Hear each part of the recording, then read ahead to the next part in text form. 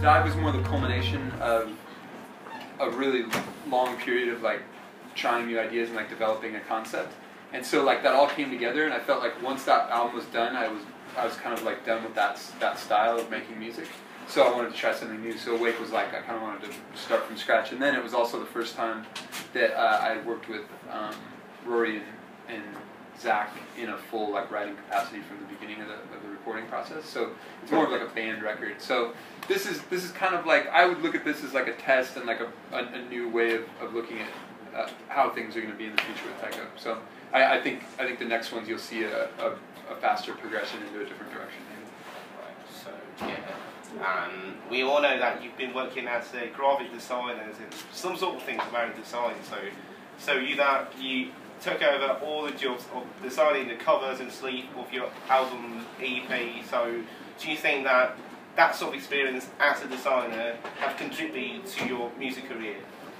I mean, I think they've contributed in a practical way, just in that, you know, like I'm able to control the image of the whole thing, and that's really important these days, you know, to be able to not have to like hire a designer and like translate your vision. But in general, you know, design and music, they definitely play off each other for me, because I started both at the same time, and they both really they kind of grew out of each other, out of necessity. You know, like I started designing the covers for my earlier like mixtapes and records and stuff. So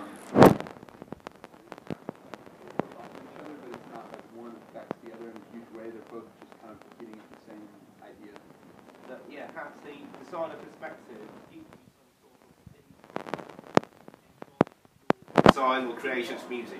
Well, I don't think necessarily, because I mean I'm just naturally a designer, so but I'm also naturally a musician in the same way, and I use the same processes for both of them. So I think if one informs the other, it's equal both ways. They just both come from the same place. So I understand what you're saying. I guess I think of myself as having a more methodical approach to music making, and maybe that is a result of me being you know, a design kind of like visually oriented person and using computers and like kind of like thinking in more of like an engineering perspective. But I think of those things as kind of as linked naturally. So it's not like I came. I don't know, it's hard to explain, but it's not like I came from design and like applied that to the music. I think I would have made the music the same way, either way, I guess, if that makes sense. Right, so yeah. And more about that, more than the covers and sleeves, so you got the visualizations effects in your gigs. So the visuals, yeah, the projections. So yeah. Do you think it's really hard to let all the audience understand what's the message contained in those visualizations? I mean, with all the work with the music included, I'm not trying to convey a specific message. I want it to be open-ended and open to interpretation. So all I'm trying to do with the live show is create an immersive experience where you feel like you've kind of been transported and you're just in this different environment, and you can take that environment for what it is, and you can interpret it any way you want. But I'm putting something out there that's you know, part of a vision that I have, but at the same time, I don't necessarily want other people to interpret it that way. So it's supposed to be kind of open-ended. That's the idea. So you got nothing so special, or you're trying to interpret something, or you're trying to deliver something? I mean, I'm trying to deliver a message, but the message is probably more of a vague emotional space, and not so much like this, you know, this thing or this very concrete idea. For me, those ideas exist in there, but like all the things that have ever inspired me in art are not really these things like, oh, I broke up with a girl, or oh, like you know, I've always wanted to do this or that, or travel or whatever. Those things, that's not what the songs are about. And that, you know, I'm not like a poet, like people who like write music and like write lyrics. Like I feel like those have more concrete ideas usually attached to them, just because out of necessity, you know, it's vocals. But for my stuff, it's a little bit more of this kind of just trying to paint a kind of a space, you know? Right, so not so concrete then. Yeah, no. So yeah, and we know that. So you start to pick up the road as a musician in mid-30s or the early 30s. So at your early 30s. Oh no, my 20s, like 20s. But I know it's trendy, but be professional. Oh yes. That's what I mean. Yeah. Yeah, it would have been. Yeah, probably like 4 years ago or something. It's when I started recording Dive, which was like 2010. Yeah. So yeah, that was. That's just when it kind of made sense for me. I've been saving up to try to get to that point, and just a lot of factors in my life coalesced West, and it just made it. I realized that was like the moment. If I didn't do it then, I might never have the opportunity again. So that's when I just stopped everything, recorded Dive, and then ever since then, we've been touring a lot and stuff, and just taking it a lot more seriously. So, yeah, but what makes the change that you would like to jump from an amateur musician to a professional? Well, I mean, I just think it was practicing all those years. I spent 10 years kind of practicing and making those other records and like going through the motions, but just in my spare time as like a hobby.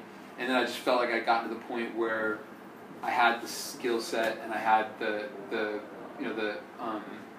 experience to be able to translate the vision in a way that I felt comfortable with. So and then there's also other factors. It was just, I think Dive was luckily it was kind of successful, as far as like it was a popular record in an underground way. So we were able to start playing shows, and that's really how you're able to make a living as a musician. So it was kind of like that. Once we started traveling and touring more for Dive, we were able to make enough money where that I could hire the band and we could could live off of it and just focus 100% on music. So, right. I thought that my colleague told me, so you once said, the music is what the visual lack, and the visuals are what the music lack. So could you tell me something about this statement? So why you would like to make such kind of statement?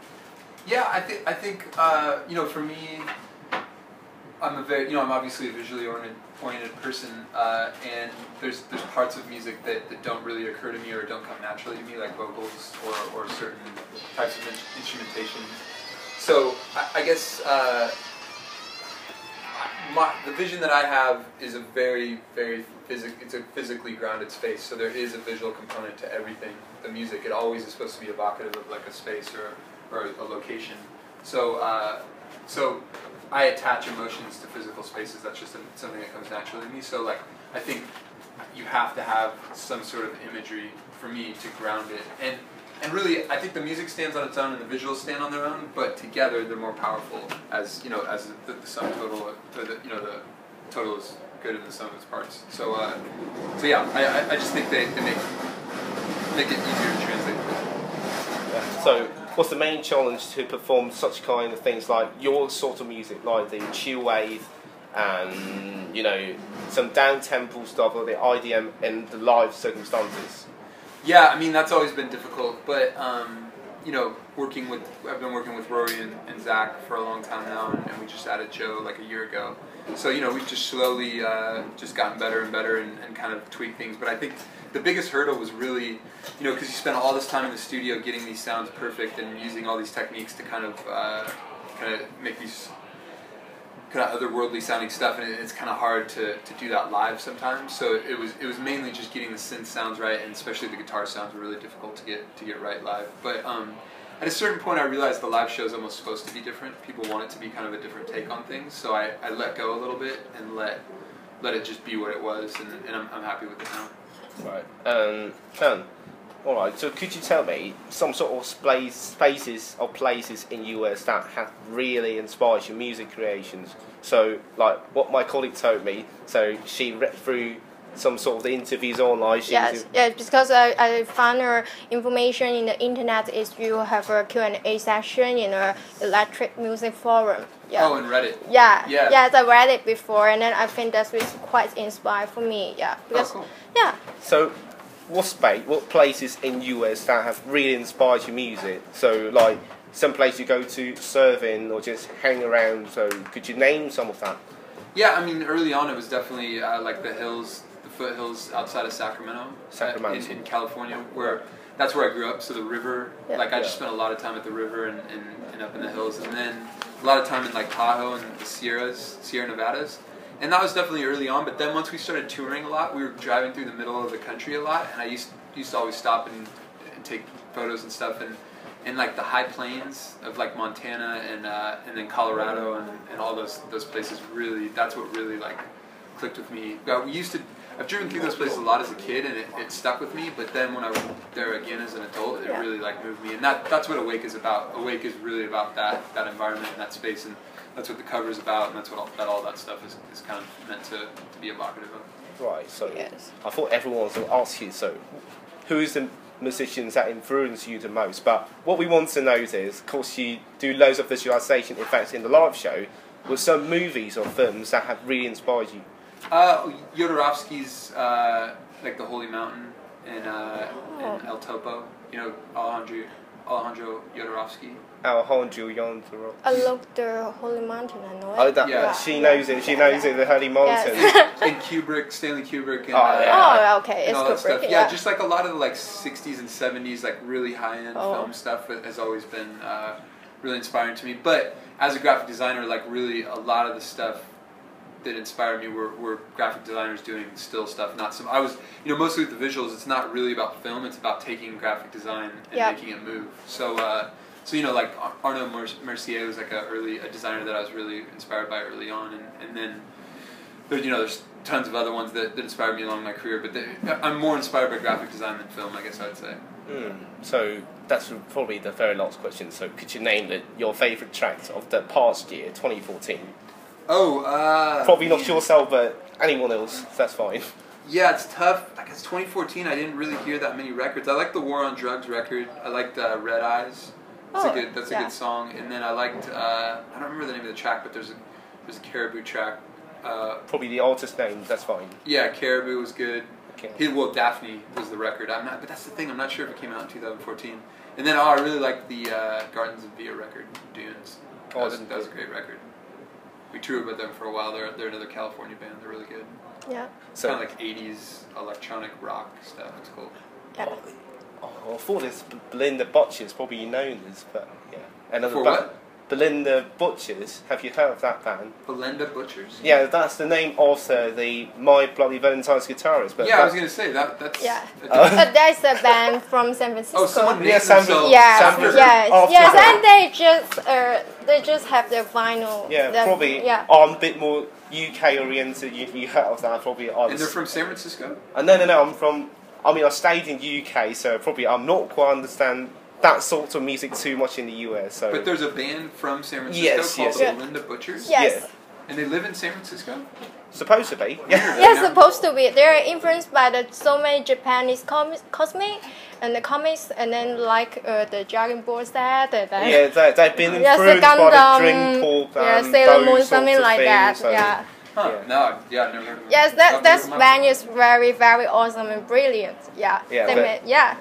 Yes. So that's what I would like to ask you. So, I'm really rare to see you having some sort of DJ set or some sort of live performance to be a DJ, but I saw loads of electronic musicians, they would do the same, so they would attend the Boiler Room or some sort of other shows, but it's so rare to see you having such kind of performance. For me DJing? Yeah, I thought myself I'm not quite seeing that sort of performance put on live, but I don't really know. Wait, you've never... I don't understand. Are you talking about my DJ sets? Because I DJ sometimes. Yeah, but I thought it's relatively rare. Oh, very rare, yeah. Yeah. So what makes the reason is the invitations are not quite attractive to you to be a DJ in some shows. Oh, I see what you're saying. No, I just don't. I used to do, if you're talking about like laptop sets or playing other people's music. Yeah, that's what I mean, the DJ sets. Laptop, like playing your own music? No, somebody else's mixing, live mixing. Yeah, that's just not something I've really done traditionally that much. I do, I've gotten into it a lot more lately, so I've been playing more sets, but mostly we tour so much, and then the other problem is Tycho. It was really difficult to change people's perception of what it was after I played, because I just played laptop sets of Tycho for so many years. That's all I ever did. And then when I brought in the band and turned this thing into a band, I just didn't want to confuse people by continuing to play. Because the second you start playing DJ sets like Bonobo or something, he's playing DJ in a band, and when he comes to town, you have no idea which one you're going to get, and it gets confusing. But on the poster it said Bonobo DJ sets was Bonobo band. But people, sometimes it doesn't say that, and sometimes people get confused. So you mean Tycho is now a symbol of yourself and the whole band, right? Now it's a band, so I just don't want to. I don't want to create confusion for people. Right now, Tycho's a band. We're touring as a band. At some, when we get home, I'm going to do some DJ sets in the city and here and there. But I try to keep that to a minimum, just because we're so busy with this, anyways. Yeah. So I thought that's so yes, far I all we understand want what to you're know. saying. Yes, because you now work as Tycho, and then you sometimes you work as ISO 50. Yeah. Yeah, sometimes, but I think the chance is very slow now. Yeah. Yeah. Yeah, it's just good. Yeah. Because you focus on being Tycho. As a band, yeah. Yes, I want as a people to band know format. Tycho as a band and not as a DJ or an electronic musician, you know? Yeah. Because for a long time, that's what they knew it as. Yes, I understand. So I thought there's probably very lots more. So that's us. Well, I thought we would finish that. Yes.